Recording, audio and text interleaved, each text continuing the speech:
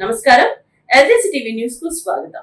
నరసరావుపేట జిల్లా వినుకొండ మున్సిపాలిటీలో అక్రమ నిర్మాణాలు యథేచ్ఛగా జరుగుతున్న అవినీతి కాసులకు కక్కుర్తి పడుతున్న అధికారులు చోద్యం చూస్తున్నారు.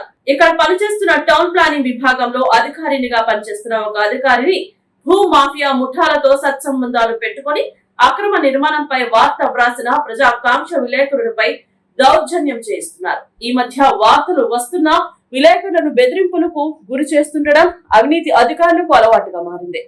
విలేకరులకు చట్టపరమైన భద్రత కల్పించడంలో స్థానిక పోలీసులు వెనుకంజ వేస్తుండడం బాధాకరం.